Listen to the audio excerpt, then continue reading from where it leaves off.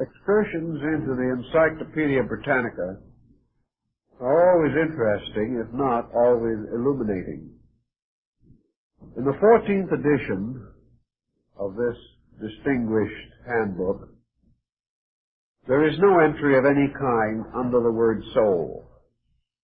It is simply completely ignored. Turning to the older form, anima, by which the soul was recorded by Aristotle, we find no entry under that. Hopefully we turn to psyche to see if this will be more profitable.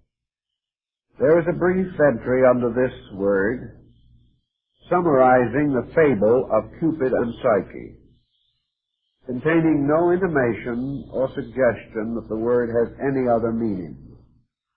So we turn to psychology and find there the opening statement: psychology is the science of the mind. Thus the soul, as we are more or less inclined to think of it, receives no major heading in this work. There is no doubt that by checking the index we will find many articles bearing upon the religious and philosophical meaning of the concept of soul, but it rates no major entry, no mention.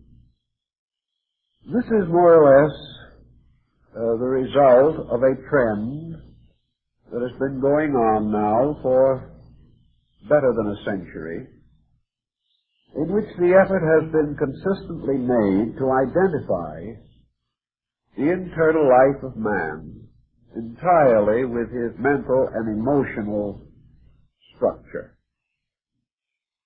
It has been taken for granted that all older concepts were more or less exploratory, that they were seeking to understand a certain internal part of man, but that all of this exploration has come more or less to naught, and what remains is the simple fact that inside of man is a mental instrument, and that this mental instrument, which also has emotional factors involved in it, may be and should be scientifically considered as the only soul that man has.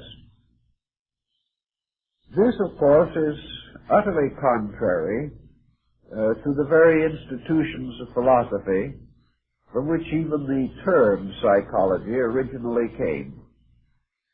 Psychology does not mean literally the science of the mind. It means actually the science of the soul.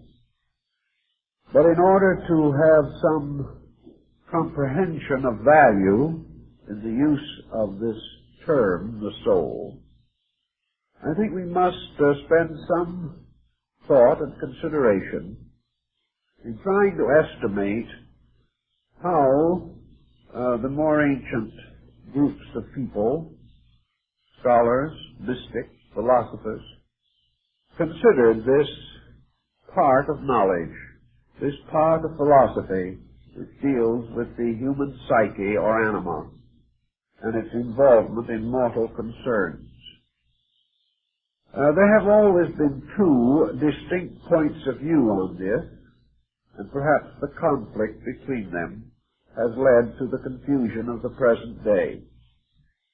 To one group, the soul represented the internal self. It represented, therefore, in broad terms, all of man apart from the body and its energies. The soul was therefore the person in the body. It was the soul that actually constituted the thinking, feeling, moving force within man. It was the soul that bestowed character. It was the soul that gradually, through the vicissitudes of life, came to dominate the material organism and transform it into an instrument for psychic purpose.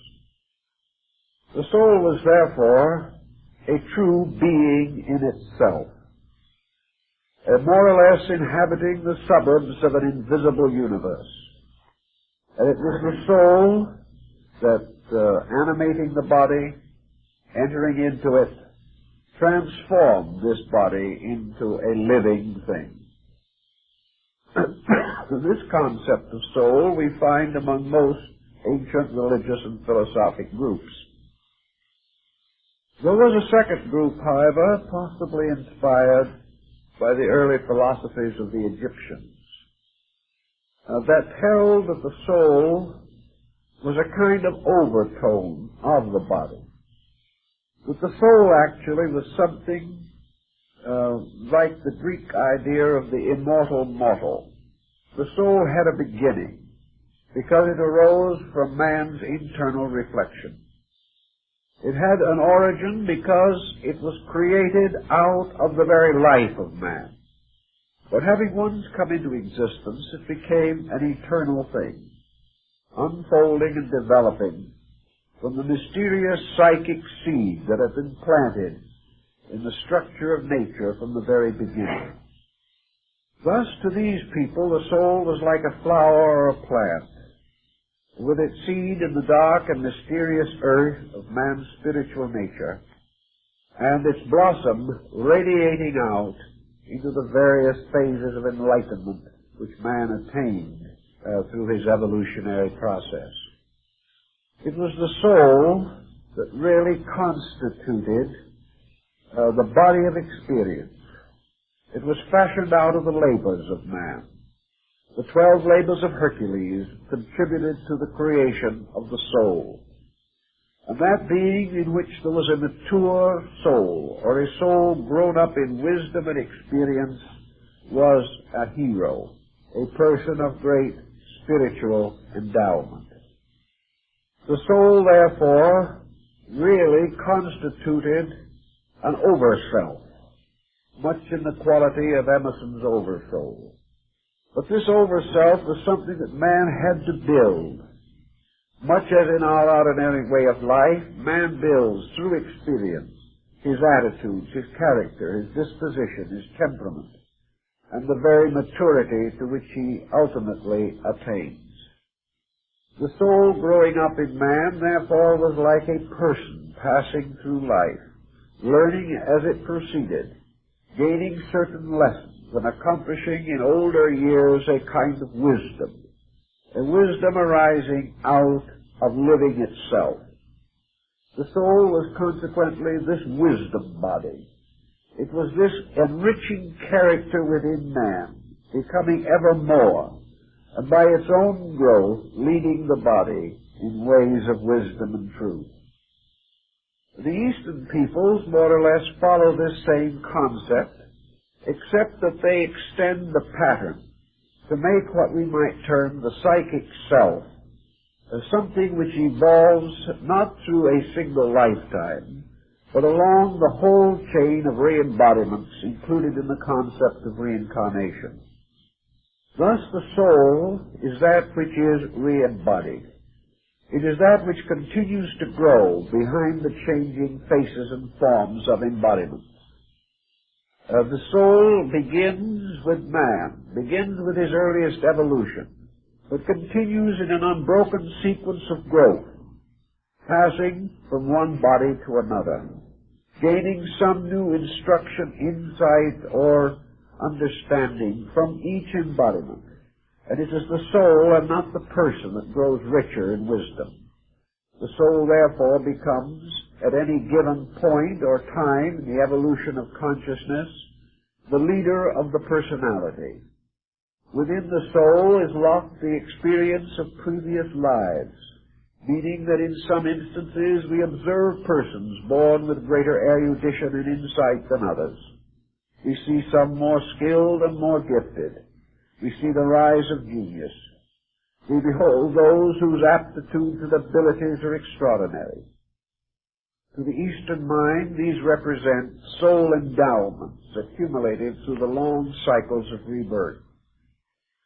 So we do have two essential concepts, one being that the soul is the person, is the being, and the other that the soul is this something that grows up between body and spirit, filling the interval between the two, acting as a bridge which becomes stronger and more adequate for the transmission of consciousness from within or experience from without.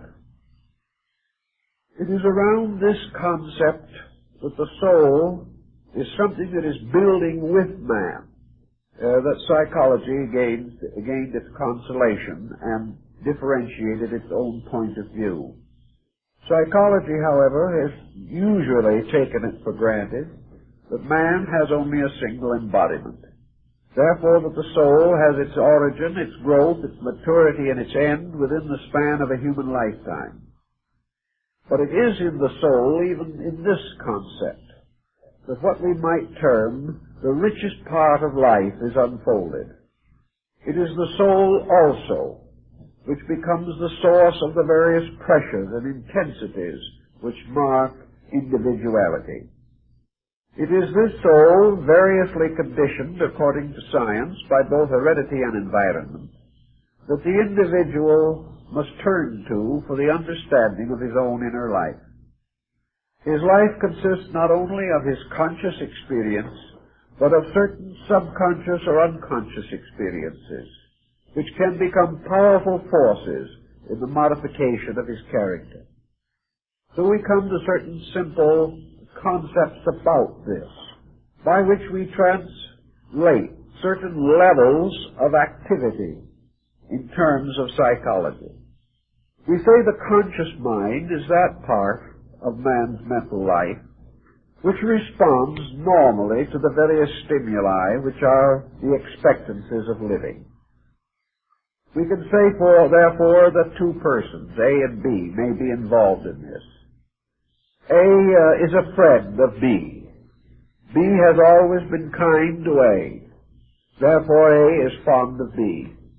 There seems to be no problem here. We can explain the reason for this like in the natural tendencies and temperaments of these people. We find there is no mystery whatever in the association of these two persons. Each is reacting according to obvious circumstances which we can explain without any consideration of dark, mysterious elements. But we may take another A and B for a momentary comparison.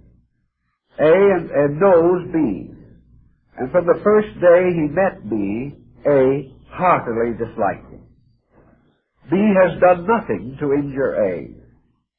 B is not aware of any reason why this antagonism should exist. B naturally likes A, but A naturally dislikes B. Now why? This problem is no longer so easy of solution. We can no longer put together some evident and obvious elements and say this is cause and effect. We now find A reacting in a manner inconsistent with environmental phenomena. A is not fulfilling expectancy. A is under some kind of a conditioned pressure. So the problem must arise to find out, if we can, why A, who has not been injured by B, and may have received favors from him, still dislikes him. To find the answer to this, psychology seeks to probe into the subconscious part of man's mind. It seeks to discover, if possible, hidden reasons for the animosity that exists. One of the simplest of all these hidden reasons could be similarity, or perhaps association. It is quite possible that sometime in his life, A has known someone resembling B. This other person in some way was unfair or unkind to A. Therefore, when A meets B for the first time, this old hurt, this wound, this unhappy situation is refocused, and A associates B with a previous injury. Thus he naturally has an antagonism which will remain unless he is a big enough person to overcome the subconscious prejudice. Here we see another type of pressure moving less obviously under the surface of A's personality. Out of the study of A's secret pressures, therefore, a certain type of psychology has been developed. It has attempted to discover the reason for unreasonable mental and emotional conduct.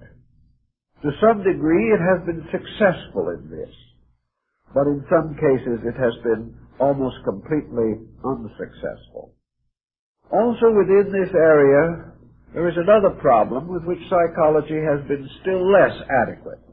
And that is where it is not a matter of A disliking B, but that A has a deep and wonderful gift for music or art, and B has none of these characteristics.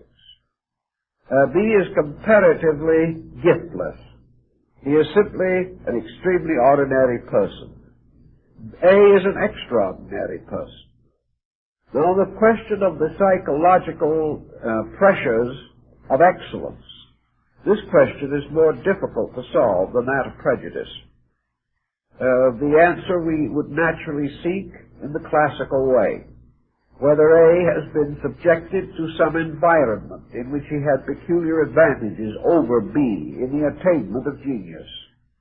This may or may not be a fruitful line of research. Probably 3/4 of the time it is fruitless. The next question is, can we trace this from heredity? Is it possible that in the background of A there have been great artists and great musicians and great achievements, even though several generations back? Tracing this is, of course, increasingly difficult as we retire where fewer and fewer records are available. But often there is almost nothing to indicate that this is the solution.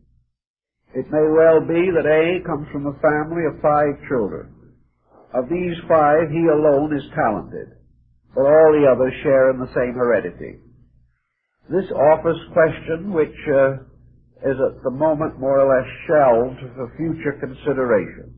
It will not fit into the approved pattern of things, but the human mind is very slow to change patterns that seem to be reasonably satisfactory, whether they are applicable or not.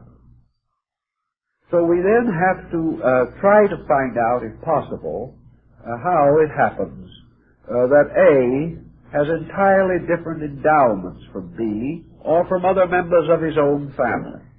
And this would seem to point out the necessity of increasing the perspective on the psychic life of man to include more than one embodiment. It would seem necessary to assume that A carries a potential, that this potential came from somewhere, and that this potential was not an accident. It was not something that was merely fortuitously bestowed. It is easy enough to fill the universe with accidents if we want to think this way. But this thought very seldom contributes anything to the advancement of concrete knowledge.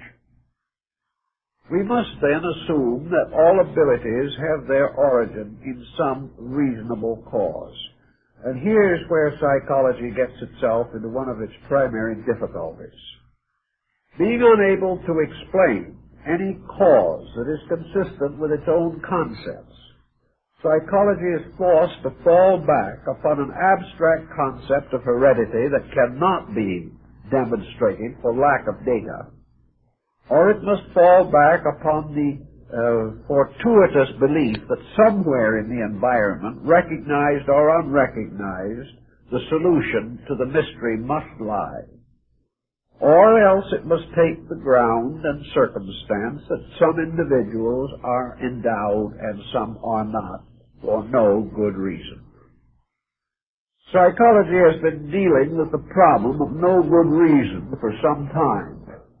It has been forced to assume too many accidents, and it has also been forced to associate the individual with too many modifying circumstances over which he has no control.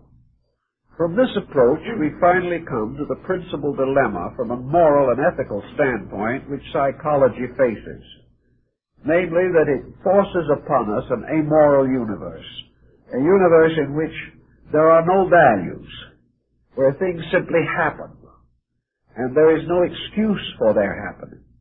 There is no reason why one individual should try harder than another, because there is no probability that effort will ever be actually rewarded. Rewards are not in terms of efforts, they are in terms of accidents.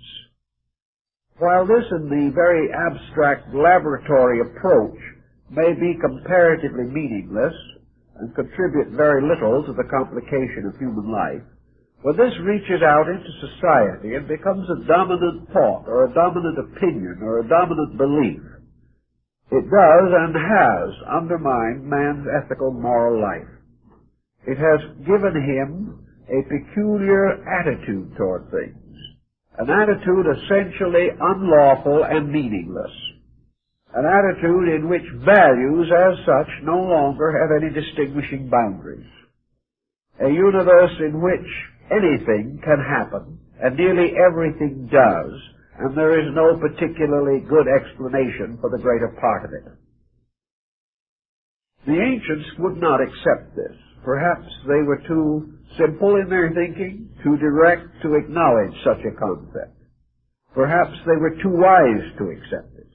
But in any event, they would not build their universe upon this idea of incident and accident.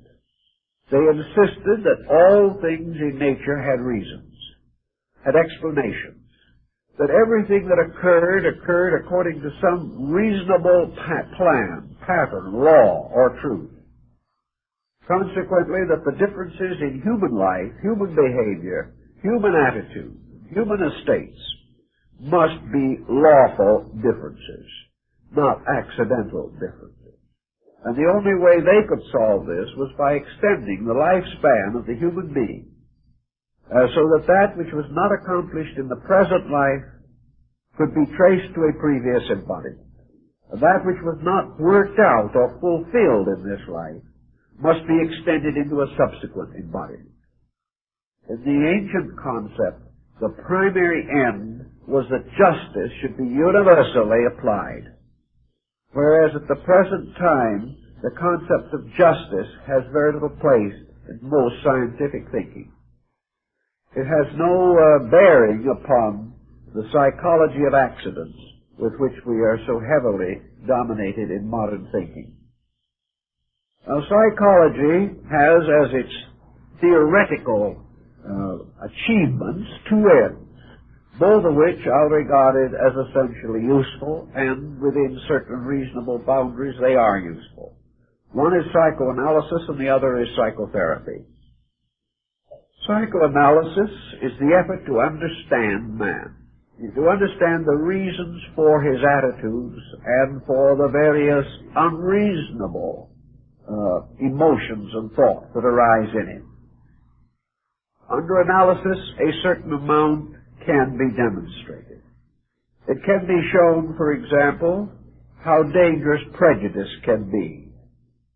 We gain a very valuable insight into the reason for unaccountable pressures that distort the person, which damage the individual himself, and which bring upon him numerous misfortunes in life. It has been well demonstrated in a number of cases that the individual, heavily burdened by internal intensities, can damage his life, his health, his career, and his social standing by permitting these ancient grievances of his own temperament to continue to dominate action. Thus, if the person becomes too pressureful as the result of incidents which occurred in this lifetime, if the individual has reacted badly to all the experiences of life, if he has fallen under the glamour of self-pity, if he has inordinate ambitions, if he is determined to achieve his own ends regardless of cost to others, whatever unnatural, unreasonable, and unethical intensity may affect him will certainly bring with it results that are detrimental to his happiness and peace of mind. Psychology, then, shows that a bad disposition does nobody any good, and this is a very basic and valuable discovery. The only answer that they do not seem to be able to work out at the present time is what to do with a congenital bad disposition. How it happens that some individuals seemingly are born in the objective case and never get over it. How it happens that some persons are difficult from the beginning, easily inclined to neurosis, likely to take the wrong angles and the wrong views of everything, whereas others, born in the same families, under the same social conditions, in the same races, and in the same countries, are much more docile, easily regulated, and more idealistic and constructive in their points of view. These problems are still tossed back into the mysterious bin of heredity and must remain there until some wiser solution is found. But there has been sufficient to prove, beyond doubt, the simple fact of mental hygiene, namely that as the individual thinks, he will pay in terms of happiness and health. Now, the psychoanalysis dealing with this phase of the problem leads naturally to psychotherapy. How are we going to get the individual out of his bad habits? This has resulted in a break into smaller schools of most of the larger psychological streams. There have been many different groups arise, each of which has a different approach to this problem of psychotherapy. Some hold that the most important thing is to place the individual under counseling, to keep him extroverting his pressures until he exhausts them. Others feel that the individual can gradually be taught to appreciate by a kind of inward experience the quality of his own mistake. And out of this will come gradually a rescuing or restoring of normalcy by the effort of the patient himself. Others have resorted to hypnosis, drug therapy, and everything that can be devised by modern science to help the individual to fight the tensions which his own pressures and dispositional intensities have created within him. To a measure, this type of psychotherapy has been helpful. It is especially helpful in advanced cases of psychiatry. But all in all, we cannot say that psychology as it is today is a perfect art or even nearly a complete science. Such is not the case. It is still a dependency, dependent upon the large structure of philosophy for its realities, for its integrities, and for its survival. Fortunately, the present trend is toward this realization. And where a few years ago the psychologist was a very complacent person, certain that he had the final key to human happiness, he is now far less certain of this. And part of his increasing modesty is due to the circumstances of contemporary life. He is discovering, rather to his amazement, that although we have more psychologists than ever before, we have more mental illness than ever before. He is beginning to sense that something else is necessary, and that psychology, without certain internal integrations within its own structure, can contribute to problems rather than to their solution. And working on this problem, psychology is concerned today more and more with the restoration of an ethical structure. In other words, it is seeking to be re-identified with the principal stream of philosophical descent. In the mystical way of looking at all of these problems, the classical psychology, the ancients accepted certain facts that modern psychologists are loath to accept. They accepted, for example, the existence in man of a spiritual energy or a divine life principle. That this divine life principle animates all things, supplying them with their life requirements very much as the sun animates all of nature and sustains the infinite diversity of growth and unfoldment everywhere obvious in the natural world. That this inner light or life or power should be termed a spirit or spiritual principle is only consistent with the early experiences of human beings. Therefore, the ancients, for the most part, some exceptions, for the most part held the validity of a spiritual principle, that man was a motion of life through time and space, that this life had a certain fixedness in it somewhere, that this life was something doing something. It was not merely a series of interrelated phenomena with no essential basis. This life itself, according to the ancients, had as its primary purpose a mysterious motion called evolution or ideation. This life at some primordial time prior to man's ability to restore such conditions in nature was immersed within a material principle from which it gradually evolved what we call body. The ancients symbolized this primary union of life and matter in the seed, or the form of life in which the life itself is locked within some kind of a shell. This life, locked within matter, gradually unfolded, gradually strengthened, gradually flowed out, producing the phenomenon of growth. This growth we observe everywhere. We observe it in the growth of plants, of trees, of animals. We see it whenever we look around us in nature. We see things growing mysteriously but majestically, even as the great tree grows from the tiny acorn.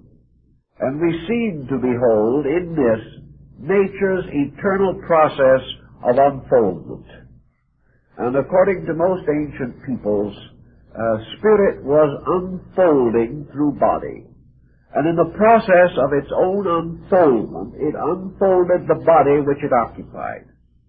Therefore, it was the spirit itself that was forever building nobler mansions for its own purposes. The ancients recognized spirit and matter as the polarized opposites of a universal essence or principle. They did not regard matter as something apart from spirit, but as a condition of it. They did not represent or figure spirit as being isolated from matter. Rather, they regarded spirit and matter as the polarities of one eternal agent. And man's spiritual life, descending from the mysterious roots and sources in the unknown, uniting itself with body, ensouled body, and transformed body into a living thing. Body rising from the earth, passing through the infinite diversity of manifestation, which we call the evolutionary process, gradually unfolded its own potentials from the monocellular organism into the compound being which we call man. The action of life upon matter caused matter to take upon itself design or purpose. It was as though, as the German mystic Davy says, life placed its seal upon matter. And matter therefore received the impression of this seal and manifested the design, inscription, or monogram that was placed upon or cut into the seal. Davy calls this seal and its impression the signatura rerum. It is the great signature of the divine power. Now, when life seals matter with its monogram or its mysterious heraldic device, the seal itself is called form.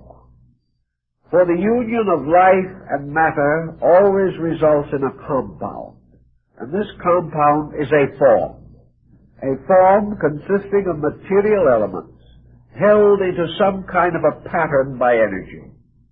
This form, like the mysterious geometry of snowflakes, means that something has crystallized around patterns, around a magnificent geometry of life itself. And the ancients held that man was a compound, consisting of this mingling and fusion of life and matter, and that as a result of this mixture or commixture of this chemical process in the universe, man became what we see, what we know, what we experience today.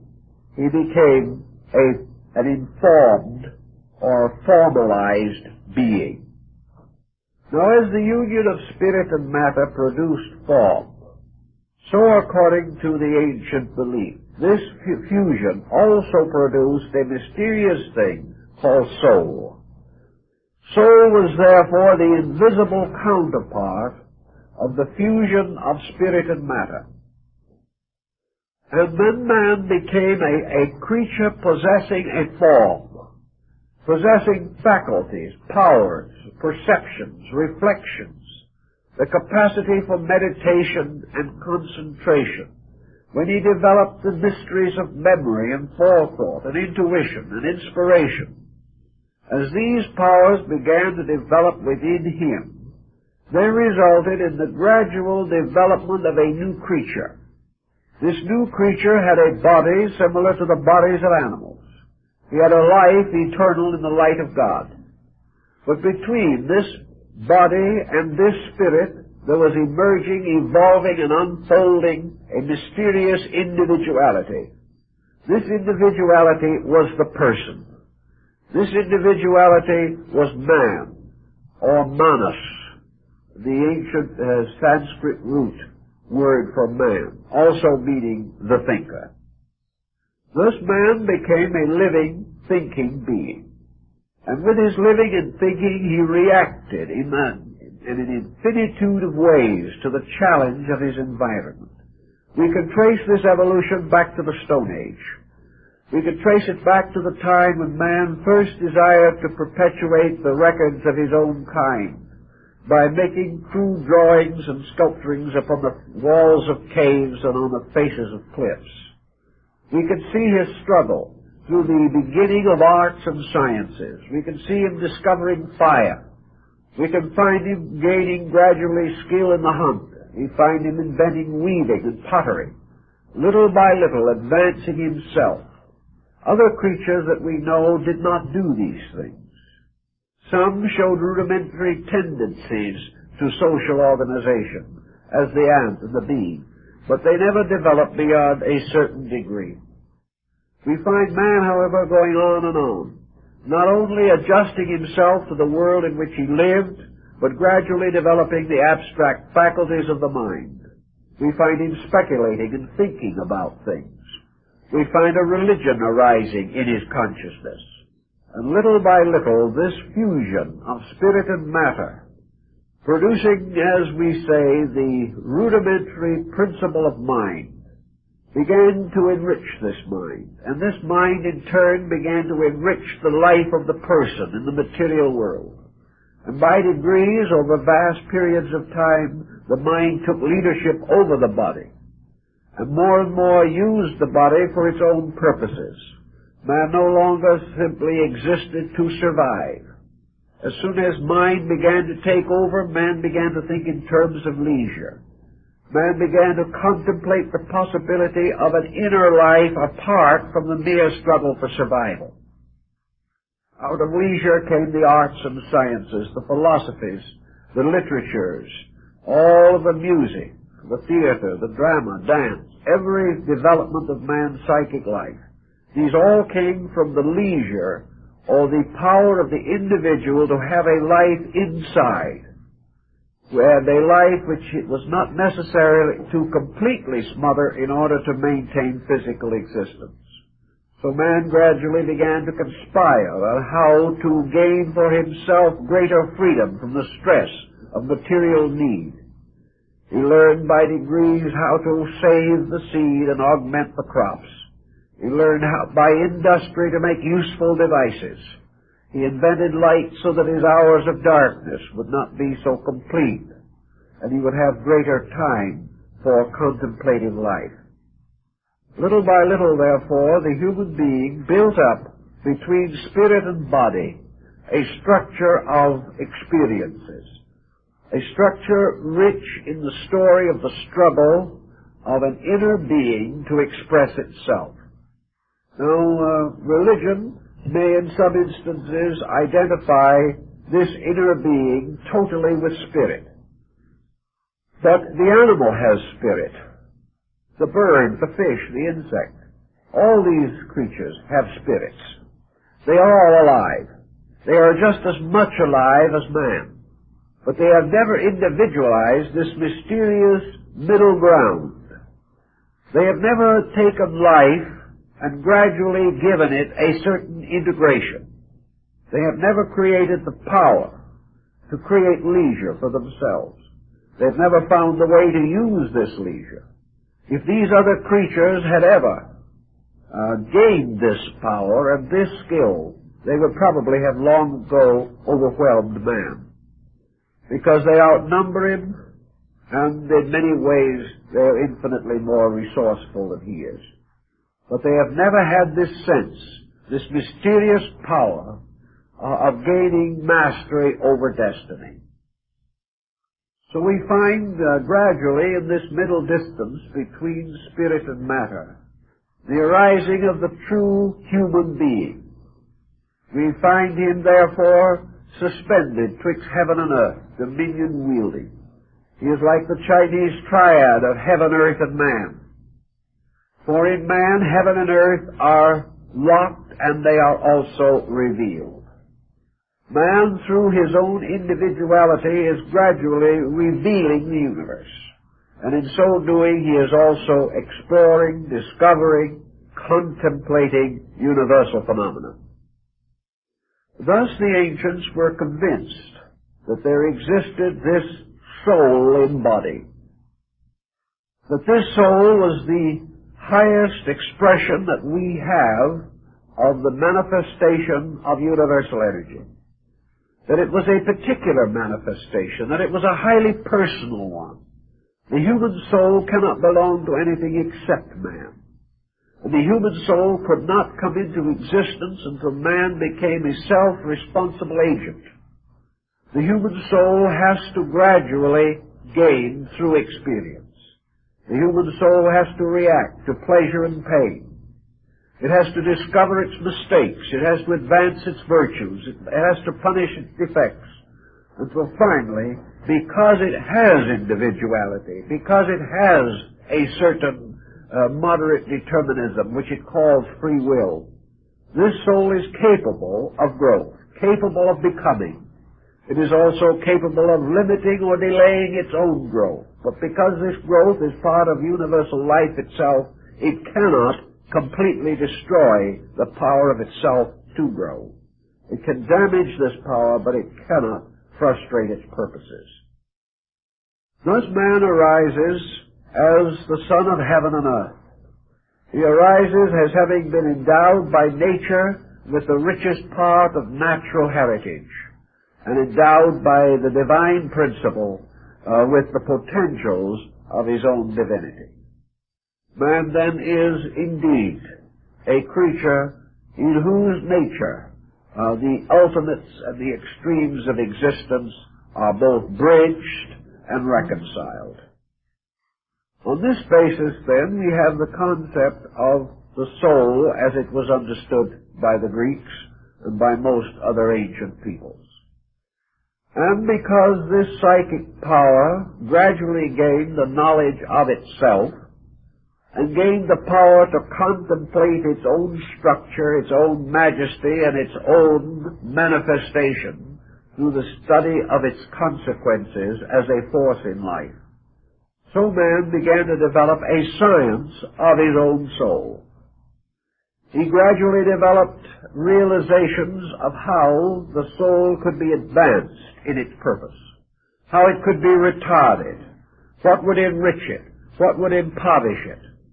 He also gradually came to know the needs of the soul, what was necessary to its growth and happiness, its normalcy and order.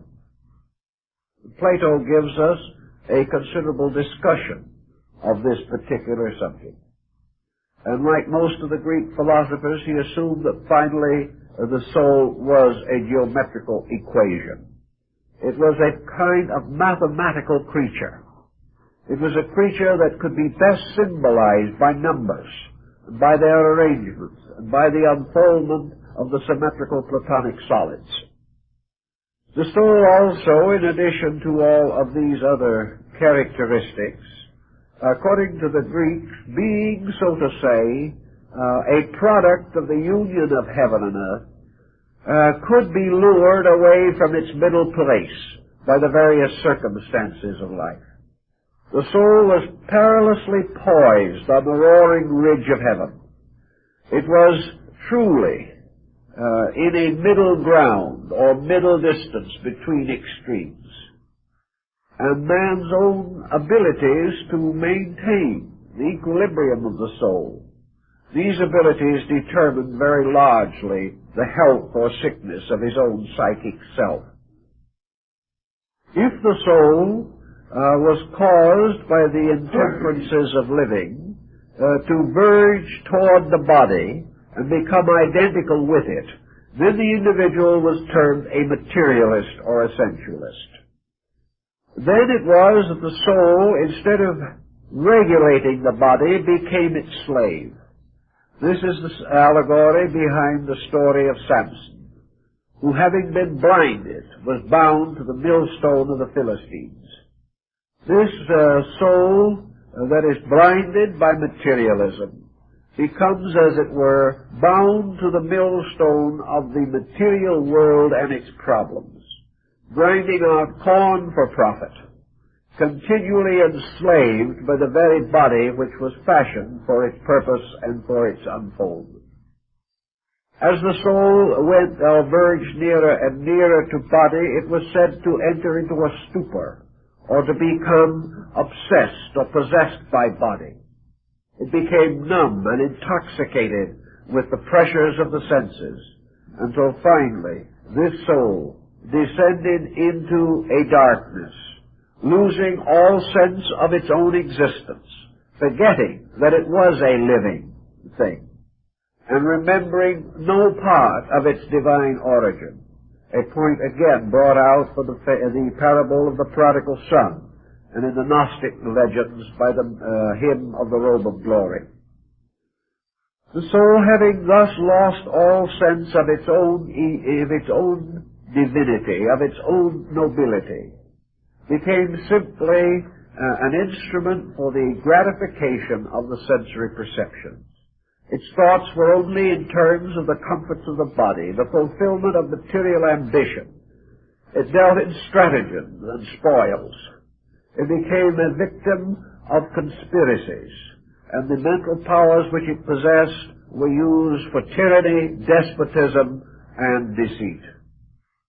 Thus Plato describes the most unhappy and miserable state of the soul, in which it is therefore said essentially to enter into a state of hell.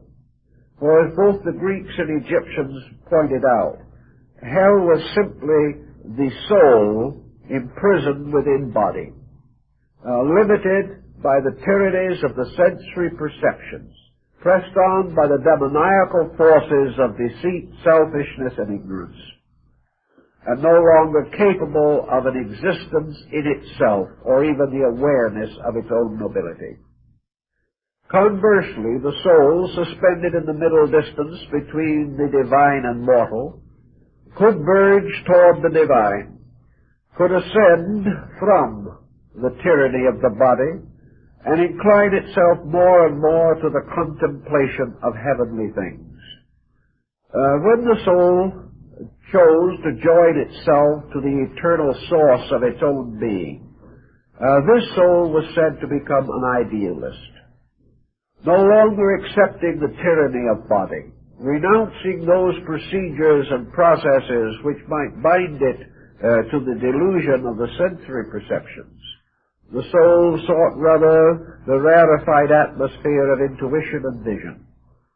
Thus it was, according to the Greeks, that the soul might be raised up or lifted up by a mystery, so that it was no longer locked within a body, that the compound being no longer regarded the soul merely as the mental part of its own anatomy, but rather viewed it as a glorious winged creature, capable of soaring into the very presence of truth itself. The ancient mysteries of the Greeks, the Egyptians, the Hindus, and other nations which possessed the secret religious systems These ancient mysteries had as their purpose the separation of the soul from the body without death. For it was assumed that this was a kind of philosophic death, in which the soul, transcending body and ascending from it, attained liberty or freedom, and existed in the pure air of reality, even while the person was still embodied in a material constitution. The soul which thus liberated itself from body, even though still embodied, was also then believed to have attained an immortality. For the soul, once liberated by its own insight, could not in that embodiment or in any other future embodiment ever lose this enlightenment, because the soul in its own nature could not be embodied, and once it was free from the primordial ignorance which had brought with it from the beginning, once it had matured beyond the condition of ignorance, it could no longer be forced into that ignorance. It could no longer again be identified with body, so that while this person might be born again many times, he would be born and would at an early age or in coming maturity achieve the realization of the dignity of his own soul. This was the concept around which the primitive psychology of the ancients was built. It was built on the great concept of liberating the soul from sensuality. Liberating the soul not by forceful measures, not by some desperate discipline, but liberating it by persuasion, by gradually inviting it to contemplate nobility, by instructing it in the noblest and most gracious of the arts and sciences, by perfecting it in philosophy and religious insight, and by inspiring it to seek continuously and unfailingly for the spiritual source of its own life. It was this soul, therefore, that attaining a certain immortality was ultimately, as described by Pythagoras in the Golden Verses, reunited again with the divine power from which it came. This is the panorama of psychology as the ancients held it to be. We can see how modern psychology is a fragment of this, but lacking a larger picture, lacking the great moral inducements, lacking the great ethical institutions, lacking these systems of meditation and contemplation which led to the purification of the soul, lacking even a philosophy for the emancipation of the psychic life from bondage to matter, psychology cannot bring about the final end which it seeks to attain. It must therefore remain forever a partial science, unless it finally re-accepts into itself the full structure of the ancient learning to which it once belonged. So in addition to the problem of psychology, we must turn to the next phase of our problem, which is epistemology. The word epistemology comes from a Greek word which means knowledge. And the main problem and concern of epistemology is to discover the nature of knowledge. And this is a question which is of great importance to thoughtful people and no importance to the thoughtless. Many individuals have no interest whatever in knowledge. They accept certain things as knowable and certain things as not knowable, and that is the end. Or they think of knowledge as opposed to ignorance. Knowledge being that which they know, ignorance that which others know. This situation we find everywhere in human experience. There are very few persons, regardless of the inconveniences under which they subject themselves, will admit that they do not know.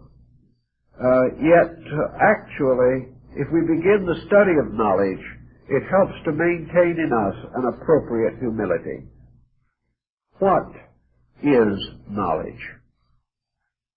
Here is a very difficult thing to define. Even the word itself presents great difficulties. For those who are not thoughtful, there are never any difficulties. But at the same time, there are never any results. But to the more cautious, to the more considerate, the problem of knowledge must presume something else. Knowledge can only exist if there is something to be known. Knowledge must therefore be dependent entirely upon the validity of that which can be known. Now, modern attitudes toward knowledge are quite different again from those of our classical ancestors. Modern individuals, particularly those following the humanistic persuasions, are inclined to assume that all knowledge must be relative, on the ground that ultimates do not exist until they occur. Therefore, there can be no knowledge beyond the condition of the moment, and the condition of another moment must be analyzed at another time. If there is no master plan, if growth is simply a growing up in space, and all growth itself is determined primarily by incident and accident, then we have no ground for more than relative knowledge. We cannot assume that there is any grand plan of existence. If we are therefore to assume that we are making the only plan there is, that there can be no plan apart from us, or others of our kind somewhere in space, if space is growing up only because of the pressure of growth within it, is growing up in isolation and by chance alone, if everything has the right to become anything that it wants to be, and there is no boundary except the boundary imposed by the effort of that which is growing, then we have no absolute knowledge. We can only have, we might say, an absolute fact, namely the fact of infinite growth, without any supervision of any kind. That this universe is like a field of weeds that will keep on going forever, simply because of the tenacity of the weeds themselves. The classical point of view on this again differed from that of the average modern position. For most ancient nations established a concept of archetypes. They insisted that somewhere in the infinite mind of things, in the eternal nature of the creating power itself, was a plan.